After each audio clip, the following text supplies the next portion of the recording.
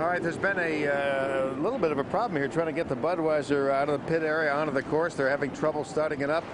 And I do know they changed an engine for this. They also changed a gearbox, trying to get more acceleration for this final, because that's about their only hope, is to get a good jump out of lane number 3. Now they can't get it started, so that's a problem. We're back off the dock. They've sent us away for now because the boat obviously is loaded with fuel, and they've had trouble starting it. They don't want any problems to occur with any of us out on the finger pier. However, the whole crew is out there, and there is great concern because the Budweiser is still sitting still. Yellow flag remains up, but not for very much longer. We may see the white shortly. If that's the case, the Budweiser will be disqualified for making a start. Bernie does not look like a happy camper right now. He looks like a frustrated fellow. Well, remember, we had this problem a little earlier today. The Pico could not get started until the very last moment. I got to believe race officials are going to give Budweiser every opportunity before they put that white flag there. We got some fire. He's got some fire. That's the unburned fuel burning off, but that means that engine's alive, and that's the good news. Let's see if the Bud makes it out here. Oh, boy, the tension that Mark has to be feeling. He's made it. He's got it. He's okay. Mark says that when the boat finally fires up, that's actually when he gets intense. You know, he's usually a pretty jovial character. Nothing seems to bother him. But when he gets that boat running, all of a sudden things can get to Mark Evans, even though it never appears so on the shoreline. That takes a lot out of you when you're sitting there, waiting, hoping, watching the instruments and hoping that you don't run out of batteries and hoping that you don't get a big fireball and burn the back end down when it finally does start. And right now he's starting to relax a little bit and move up there and hope that he can get into a good position, and hopes that that's all the bad luck he has in this heat. Look at all those rooster tails, and the last one down there is where he's supposed to be, folks. He's not supposed to catch up with the rest. That's Scott Pierce, the trailer boat. He's going to try to stay just as close as he possibly can legally. Everybody else is in position.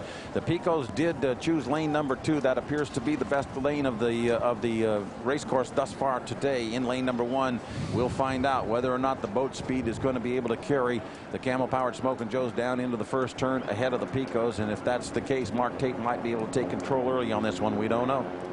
That's what the drama is all about. There's any one of 4 or 5 race boats out there that could take this given the situation. As they come around, I don't think they'll waste any time getting a green flag up if the boats are halfway decent, and they're very decent. Now let's look for the green. There it is. The green flag is off, and the Budweiser is off too in the inside lane, lane number 3. The Budweiser got a great start. Mark Evans got a magnificent start down into the first corner. The Budweiser leads everybody through. The Pico American Dream is right on his hip, and in the inside, the camel-powered Smokin' Joes. Oh, they're coming off side by side, all 3 of them. What a magnificent start. But the Budweiser does not seem to have the horsepower to maintain the lead, and the Picos has caught up, and so has the Smokin' Joes. 3 guys. Oh, my goodness. I hope they take care of themselves out there. That's a whale of a boat race right there, Mike. Dave seems to have the upper hand as they get down into the turn there. The boat was just a little bit looser and seemed to push a little bit easier. Smokin' Joe's right now is kind of bogged down running that inside lane.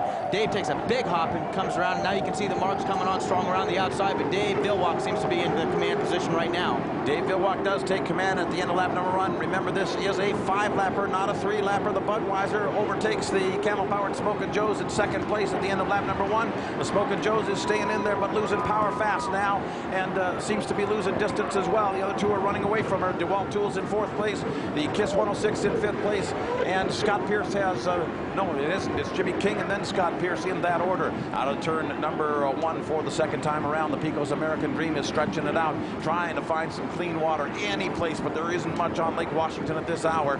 And the Miss Budweiser in 2nd place has pulled away from the camel-powered Smokin' Joe's, and the Budweiser is showing us some speed and some handling we haven't seen before. The Bud looks good. The Bud looks very, very good.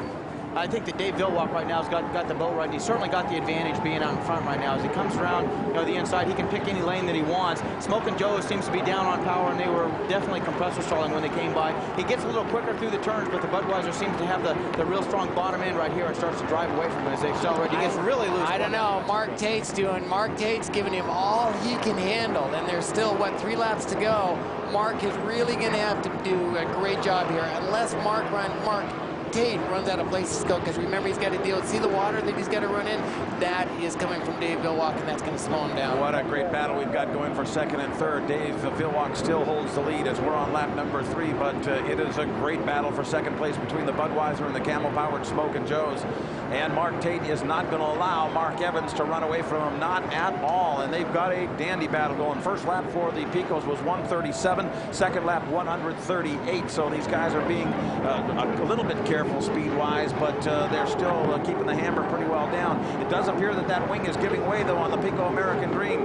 That wing is giving way on the Pico American Dream. This could be a factor. The second place Miss Budweiser sensing there's a problem with the Pico. The wing has caved in on the Pico American Dream, and the Camel-powered Smokin' Joe staying with them. Yeah, you can still hear somebody compressor stalling there. It doesn't sound to be like the Budweiser. I think it's Mark Tate.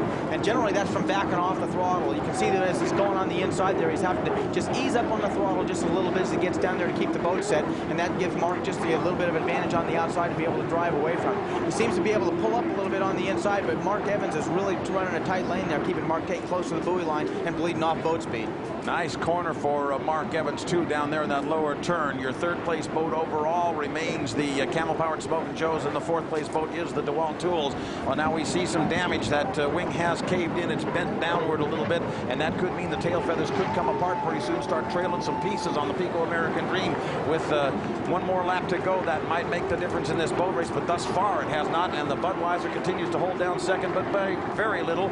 The Budweiser getting a wild ride across the start-finish line, and the Camel-powered Smokin' Joe stand right with him as they go down into turn number 1 for the last time. The Pico wing still together, although it is bowed just a little bit. It doesn't appear it was as good as the one that was on there before. No, it appears that they're having some problems there, and the big problem that that'll do for Dave Villwock and the Pico's American Dream is as that wing starts to fail, they start to lose, you know, the effect that it has, which makes the boat roll over on its nose and pound off those rollers just a little bit harder and bounce up in the air. And Dave's really got his hands full just keeping the thing pointed straight. But now it may not make a difference. There's a quarter of a lap to go in this Texaco Cup, and despite the damaged wing, the Pico American Dream appears to be headed for yet another victory in 1996. What a magnificent year they are having, and it isn't going to end here, ladies and gentlemen. The Pico American Dream is the winner of the Texaco Cup 1996, coming apart, but still the winner.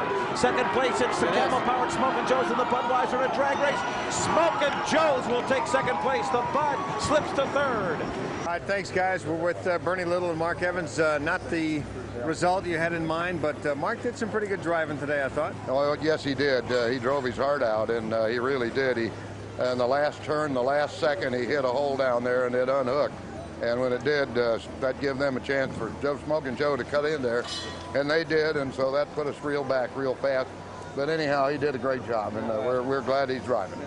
Mark, let me ask you this. The strategy seemed to work. You changed engines, changed gearboxes to get more acceleration, and you got it. Yeah, it did. It was obvious off the line. We rolled up there, and the throttle response was outstanding. Got a good start, and we let him down there, man. But getting through the turns and the bumps, Pico just cruised on through, and that's the way racing goes. Now, conditions can be a little rough here in Seattle, as you often know. Is this the worst that you've seen as far as the wind, or? It is. This is the worst. There's going to be a lot of happy chiropractors around here. They're going to have to take care of all of us, I'm pretty sure. Hey, we almost didn't make it away from the dock. Did you see that? We had a hell of a time. Yeah, he was behind you. He was about to get a big blast, get his air burned. Did you get the flames, did you? Well, that was part of the show. See, they told me to do that on purpose, but no, the crew did a great job. Dewey, the engine guy, got on the radio. We went back to the starting sequence. Everybody stayed calm. We got the thing lit off. We darn near didn't even make the heat, so just thanks to the Budweiser crew for thrashing like they're doing. You saw the boat beat up, but we got it out. We came back. We got some points, and now we're going to go to Canada and concentrate on that and win the thing. I think this is a happy owner. Fred Leland, the luck just keeps going. You win again. Yeah, we wanted to win this one really bad. It's our hometown. We didn't win here last year. All the guys want to win it, but there can only be one winner, and I'm just really happy it's us. You know, athletes always, you can feel it in a year. Do you feel that maybe this is your year, that everything's fallen into place? Well, everything, we've been winning a lot. Everything's turned around. Dave Villwock's the greatest driver there ever is, and my sponsor, Pico, makes this all possible. Things just couldn't be better. You're the champion at Seafair.